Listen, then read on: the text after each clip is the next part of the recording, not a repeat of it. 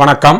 RK Dillibabu பேசுகின்றேன். உலக தமிழ் மக்கள் அனைவருக்கும் நீங்கள் அளித்து வருகின்ற மகத்தான ஆதரவுக்கும் அன்புக்கும் மிக்க நன்றி. இப்போது நாம் பார்க்க வேண்டியது மே மாத பலன்களை பார்க்க போகின்றோம். ரிஷபராசிக்கு மே மாத பலன்களை பார்ப்போம். முதலில் படிக்கின்ற மாணவ மாணவிகளுக்கு கல்வியை பார்ப்போம். கல்வியை குறிக்கின்ற இடம் 2, 4 குரு புதன் ஆவார்கள். இவருடைய சஞ்சாரம் மிக மிக அற்புதமாக இருப்பதால் படிக்கின்ற மாணவ மாணவிகள் அவரவர்கள் ஈடுபட்டிருக்கின்ற கல்வித்துறையில் பெரிய சாதனை புரிவார்கள் என்பது கிரகநிலைகள் நமக்கு தெளிவாக உணர்த்துகிறது. அடுத்ததாக திருமணத்திற்கு காத்திருக்கும் இளைஞர்களுக்கும் இளம்பெண்ணுக்கும் திருமண முயற்சி எப்படி என்பதை பார்ப்போம். ரிஷபத்திற்கு திருமணத்தை குறிக்கக்கூடிய இடம் 7. இந்த 7 கூடிய செவ்வாய் ஆரம்பத்திலே உங்கள் ராசியிலே இருக்கின்றார். 7ஆம் தேதிக்கு பிறகு அவர் 2 ராகு கேதுவுடன் சம்பந்தப்பட்டும் சனி சம்பந்தப்பட்டும் தன் வீட்டிற்கு 8 மறைவதனால் கடுமையான முயற்சிகள் தேவைப்படும் என்பது கிரக நிலைகள் நமக்கு தெளிவாக உணர்த்துகிறது. கூடுதலான முயற்சி செய்தால்தான் வெற்றி அடையும் என்பதை நமக்கு தெளிவாக திருமணத்தை காத்திருக்கும் இளைஞர்களுக்கும் இளம்பெண்ணுக்கும் திருமண முயற்சி தெளிவாக உணர்த்துகிறது. இப்பொழுது ராசியிலே ஆரம்பித்து 1ஆம் வீட்டு முதல் 2, 3, 4 என்று 12 வீட்டுக்கு உண்டான பலன்களையும் மிக துல்லியமாக பார்ப்போம். முதலில் 1ஆம் வீட்டு பலன்களை பார்ப்போம். உங்களுடைய ராசிநாதனாக சுக்கிர பகவான் வருகின்றார். உங்கள் ராசிநாதனாக சுக்கிர பகவான் வருகின்ற சிறப்பு, நீங்கள் அன்பானவர், அழகானவர், கலையம்சம் மிகுந்தவர், எதிலும் சுகவாசியாக இருக்கக்கூடியவர் என்பதுதான் உங்களுடைய ராசிநாதனாக சுக்கிர பகவான் வருகின்ற சிறப்பு அம்சமாகும். 1ஆம் வீடு எதை குறிக்கும் என்றால் உங்களுடைய உருவம், உங்களுடைய அழகு, உங்களுடைய ஆற்றல், உங்களுடைய திறமை, உங்களுடைய மதிப்பு, மரியாதை, அந்தஸ்து, கௌரவம் என்று சகலவிதமான செயல்பாட்டுக்கும் 1ஆம் வீட்டு அதிபதி தான் முக்கியமான காரணம். உங்களுடைய ராசிநாதன் ஆரம்பத்திலே 11 உச்சம் பெற்று இருக்கின்றார். மேலே சொன்ன நல்ல பலன்கள் அத்தனையும் மிக மிக அற்புதமாக இருக்கும். 10ஆம் தேதிக்கு பிறகு அவர் 12 வருவார். 12 வந்தாலும் ஒன்றும் பிரச்சனை இல்லை. ஆனால் சுப விரயங்கள் உங்களுக்கு ஆகும். உங்களுடைய செயல்பாட்டில் ஒரு முறைக்கு 2 முறைகள் உங்களுக்கு அலை கிடைக்குமே தவிர மற்றவர்கள் பிரச்சனை இருக்காது என்பது 1ஆம் வீட்டு பலன் நமக்கு தெளிவாக தெரிகிறது. ரிஷபத்துக்கு 2க்கு உண்டான பலன்களை பார்ப்போம். 2ஆம் வீட்டு அதிபதியாக புதன் பகவான் வருகின்றார். 2ஆம் வீட்டு அதிபதியாக புதன் வருகின்ற சிறப்பம்சம், நீங்கள் சரியான சிந்தனைவாதி, எதிலும் ஒரு நொடியில் புரிந்து கொள்வீர்கள். எதிலுமே வியாபார நோக்கு என்பதுதான் உங்களுடைய மூல மந்திரமாகும். 2ஆம் வீடு எதை குறிக்கும் என்றால் உங்களுடைய குடும்பம், உங்களுடைய செல்வாக்கு, உங்களுடைய சொல்வாக்கு, உங்களுடைய சொல்லிலே ஒரு கம்பீரமும் உங்களுடைய சொல்லை காப்பாற்றக்கூடிய ஆற்றலும் இருக்கும். குறிப்பாக தன வருவாய், பொருளாதார முன்னேற்றம், நண்பர்கள், குடும்பத்தில் சந்தோஷம், வியாபாரம், எழுதுவது, படிப்பது என்ற சகல விதமான மதிப்பும் மரியாதையும் 2ஆம் வீட்டின் மூலமாக தெளிவாக நீங்கள் தெரிந்து கொள்ளலாம். 2 கூடையவர் ஆரம்பத்திலே 11 இருக்கின்றார். 3ஆம் தேதிக்கு பிறகு அவர் 12 வந்து விடுகின்றார். 7ஆம் தேதிக்கு பிறகு 2 செவ்வாயும் உடன் அங்கு ராகு கேதுவுடன் சனி பகவான் சம்பந்தம் இருப்பதினால் குடும்பத்திலும் சரி, பொருளாதாரத்திலும் சரி, சகல விதத்திலும் நீங்கள் நிச்சயமாக எச்சரிக்கையாக இருக்க வேண்டும். சொல்லுகின்ற சொல்லும் சரி, மற்றவர்களுக்கு வாக்குறுதி கொடுப்பதிலும் சரி, குடும்ப உறுப்பினரும் சரி, எல்லாவற்றிலும் நீங்கள் அதிகமாக நீங்கள் முன்னெச்சரிக்கையுடன் செயல்பட வேண்டும். இல்லை என்றால் தேவையில்லாத சிக்கலும் மன சங்கடமும் உருவாகும் என்பது நமக்கு கிரக நிலைகள் தெளிவாக உணர்த்துகிறது. 18ஆம் தேதிக்கு பிறகு 12 இருக்கின்ற புதன் பகவான் உங்கள் ராசியில் வந்தால் நிலைமைகள் கொஞ்சம் சீராகும் என்பதும் 2ஆம் வீட்டு பலன் நமக்கு தெளிவாக உணர்த்துகிறது. ரிஷபத்துக்கு 3க்கு உண்டான பலன்களை பார்ப்போம். 3ஆம் வீட்டு அதிபதியாக சந்திர பகவான் வருகின்றார். 3ஆம் வீட்டு அதிபதியாக சந்திர பகவான் வருகின்ற சிறப்பு, நீங்கள் எழுதுவதிலும் படிப்பிலும் புதிய சிந்தனையிலும் உங்களுக்கு நிகர் நீங்களே என்பதுதான் 3ஆம் வீட்டு அதிபதி சந்திர பகவான் வருகின்ற சிறப்பு அம்சமாகும். 3ஆம் வீடு எதை குறிக்கும் என்றால் உங்களுடைய வீரத்தை, உங்களுடைய காதலை, இளைய சகோதரர்களை, எழுதுவதில், படிப்பதில், சங்கீதத்தில், உங்களிடத்திலே பணிபுரியக்கூடியவர்களை, சிறு பயணத்தை என்று சகல விதமான வெற்றியும் குறிக்கக்கூடிய இடம்தான் அந்த 3. அவர் 4 கிரகம் என்பதால் 3ஐ வைத்து பார்க்கும்போது எல்லா வகையிலும் நல்லபடியாக இருக்கிறது. இருந்தாலும் உங்களுடைய இளைய சகோதரர் மூலமாக வீண் விரைய செலவுகளோ இல்லை மனக்கசப்புகளோ அவர்களால் சுப விரயங்களோ அல்லது வீண் விரயங்களோ வருவதற்கு வாய்ப்பு உள்ளது என்பதால் அவரிடத்தில் நீங்கள் விட்டு கொடுத்து சென்றால்தான் அந்த பிரச்சனையிலிருந்து நீங்கள் எந்த விதத்திலும் தப்பிக்கலாம் என்பது 3ஆம் வீட்டு பலன் நமக்கு தெளிவாக உணர்த்துகிறது. ரிஷபத்திற்கு 4க்கு உண்டான பலன்களை பார்ப்போம். 4ஆம் வீட்டு அதிபதியாக சூரிய பகவான் வருகின்றார்.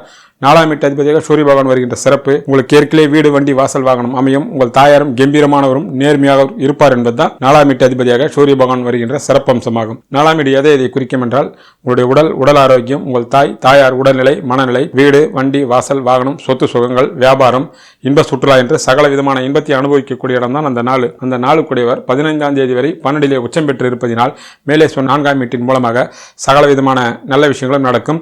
ஆனாலும் சுபவிரயங்கள் காத்திருக்கிறது என்பதுதான் 4ஆம் வீட்டு பலன் தெளிவாக தெரிவிக்கிறது. 15ஆம் தேதிக்கு பிறகு அவர் உங்கள் ராசியிலே வருவார். ராசியிலே வந்து குரு பகவான் பார்த்தால் மேலே சொன்ன 4ஆம் வீட்டு பலன் மிக மிக அற்புதமாக இருக்கும் என்பது தெளிவாக நமக்கு தெரிகிறது. ரிஷபத்திற்கு 5க்கு உண்டான பலன்களை பார்ப்போம்.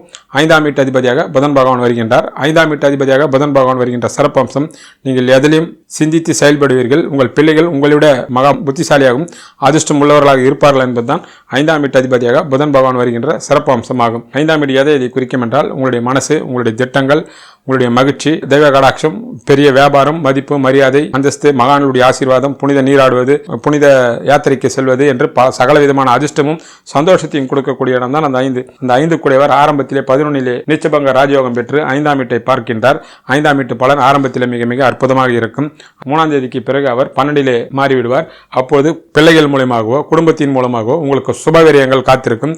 18ஆம் தேதிக்கு பிறகு அவர் உங்கள் ராசியிலே வருவதனால் மேலே சொன்ன நல்ல பலன்கள் 5ஆம் வீட்டு பலன்கள் அற்புதமாக இருக்கும்.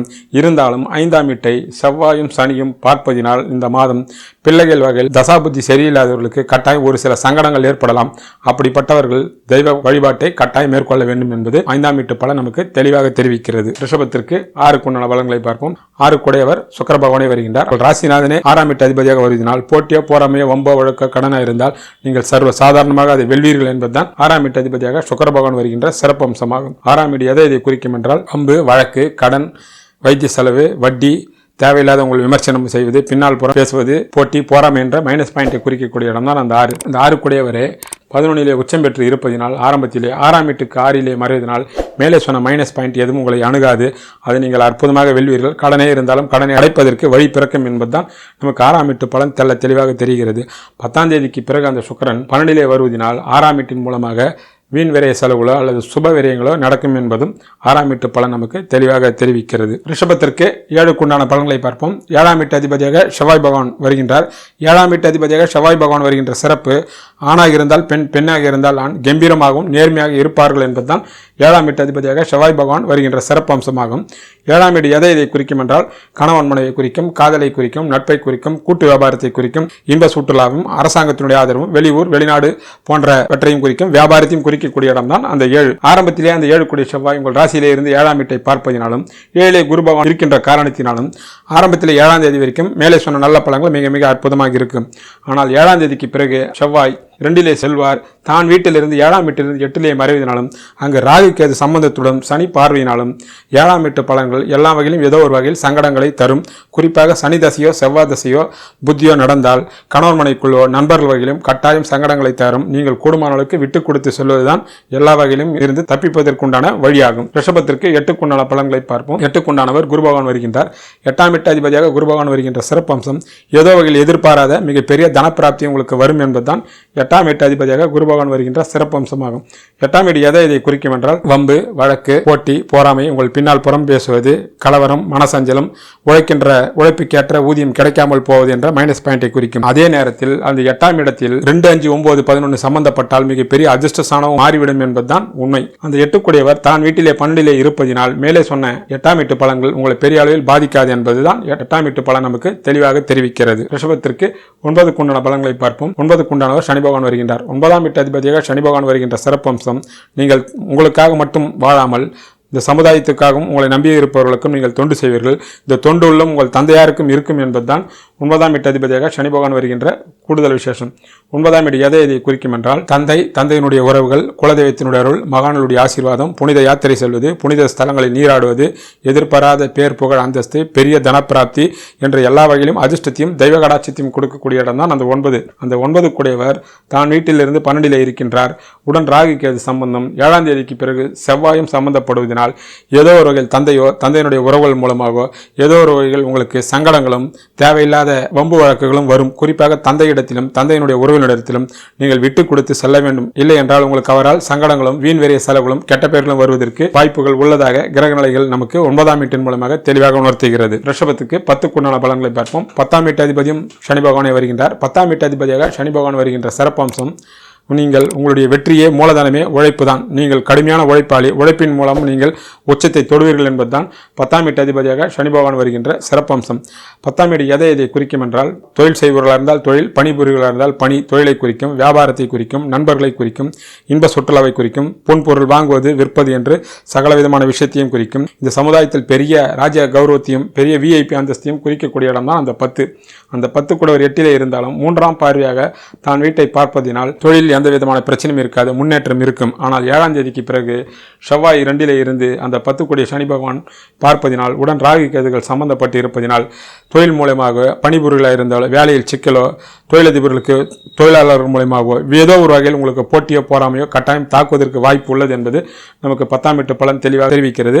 அதற்குண்டான தெய்வ வழிபாட்டை நீங்கள் கட்டாயம் செய்து கொள்ளுங்கள். ரிஷபத்திற்கு 11க்குண்டான பலன்களை பார்ப்போம். 11 கூடியவர் குரு பகவான் வருகின்றார். 11ஆம் வீட்டு அதிபதியாக குரு பகவான் வருகின்ற சிறப்பம்சம் எதிலையும் உங்களுக்கு வெற்றியும் தெய்வ கடாட்சம் இயற்கையிலே அமையும் என்பதுதான் 11ஆம் வீட்டு அதிபதியாக குரு பகவான் வருகின்ற சிறப்பு அம்சமாகும். 11ஆம் வீடு எதை குறிக்கும் என்றால் மூத்த சகோதரர்களை குறிக்கும், பெரிய வெற்றியை குறிக்கும், வியாபாரத்தை குறிக்கும், நண்பர்கள் மூலமாகவும் கணவன் மனைவி மூலமாகவும் குழந்தைகள் மூலமாகவும் பெரிய அதிர்ஷ்டத்தை குறிக்கும். உங்களுடைய ஆசை அபிலாஷைகள் எல்லாம் நிறைவேற்றக்கூடிய இடம் தான் அந்த 11. அந்த 11 கூடிய குரு பகவானே தான் வீட்டிலிருந்து 9 இருந்து 5ஆம் பாரியாக பார்ப்பதினால் மேலே சொன்ன நல்ல பலன்கள் அத்தனையும் நிகழும் என்பது 11ஆம் வீட்டு பலன் நமக்கு தெளிவாக தெரிவிக்கிறது. ரிஷபத்துக்கு 12க்குண்டான பலன்களை பார்ப்போம். 12ஆம் வீட்டு அதிபதி செவ்வாய் பகவான் வருகின்றார். 12ஆம் வீட்டு அதிபதியாக செவ்வாய் பகவான் வருகின்ற சிறப்பம்சம் உங்களுக்கு பூமியால் லாபம் உண்டு. குறிப்பாக உங்கள் தந்தை உங்களுக்கு ஏதோ ஒரு வகையில் ஒரு நல்ல செல்வத்தை பூமி செல்வமோ மற்ற செல்வமோ வைப்பார் என்பதுதான் 12ஆம் வீட்டு அதிபதியாக செவ்வாய் பகவான் வருகின்ற சிறப்பு அம்சமாகும். 12ஆம் வீடு எதை குறிக்கும் என்றால் வெளிநாடு செல்வது, வெளியூர் செல்வது, அலைச்சல், திருச்சல், வீண் விரை செலவு, சுப செலவு, வேலைக்கு உண்பது, உறங்குவது, தர்மகாரியம் செய்வது, யாத்திரை செல்வது என்ற சுபவெறியும் வீண் வெறியத்தையும் குறிக்கக்கூடிய இடம்தான் அந்த 12. அந்த 12 கூடியவர் ஆரம்பத்திலே உங்கள் ராசியில் இருக்கின்றார். பிறகு அவர் 2 சென்று சனி சம்பந்தம் படுவதனால், சனி செவ்வாய் ராகு கேது சம்பந்தம் படுவதனால் நீங்கள் பயணத்தின் போதோ மற்ற எல்லா விஷயத்திலையும் நிச்சயமாக அதிகமாக நீங்கள் ஜாக்கிரதையாக இருக்க வேண்டும். இல்லை என்றால் பயணங்களிலோ செலவுகளிலோ எல்லாம் வீண் வெறிய செலவுகளே வருவதற்கு வாய்ப்பு உள்ளது என்பதால் ஒரு வகையில் ஒரு விஷயத்தை நீங்கள் பல தடவை யோசனை செய்துதான் நீங்கள் செலவுகளை செய்ய வேண்டும். இல்லை என்றால் வீண் விபரீத செலவுகளை வருவதற்கு வாய்ப்பு உள்ளது என்பதுதான் சனி செவ்வாய் பார்வை நமக்கு தெளிவாக காட்டுகிறது. ஆக ஒட்டுமொத்தமாக மே மாத பலன் ரிஷபராசிக்கு செவ்வாய் சனி சம்பந்தத்தை தவிர மற்றபடி ஒரு அதிர்ஷ்டமும் ஒரு வெற்றி மாதமாக அமையும் என்பது மே மாத பலன் நமக்கு தெளிவாக தெரிவிக்கின்ற உண்மையாகும். இப்பொழுது மே மாதத்திற்குண்டான தெய்வ வழிபாட்டினை பார்ப்போம். குறிப்பாக இந்த சனி செவ்வாயினுடைய சம்பந்தத்தால் அனைவரும் முருக வழிபடுவது மகத்தான நல்ல பலன்களை தரும். குறிப்பாக கந்தசஷ்டி கவசத்தை படிப்பதும் முருக வழிபாடும் நல்ல பலன்களை தரும். ஸ்ரீ ஆஞ்சநேயர் சுவாமியை வணங்குவதும் ராம மந்திரத்தை சொல்லுவதும் அருகாமையில் உள்ள திருக்கோயிலுக்கு சென்று நெய் தீபம் ஏற்றுவதும் மகத்தான நல்ல பலன்களை கட்டாயம் தரும் என்பதுதான் மே மாதத்திற்குண்டான தெய்வ வழிபாட்டு முறையாகும். நன்றி, வணக்கம்.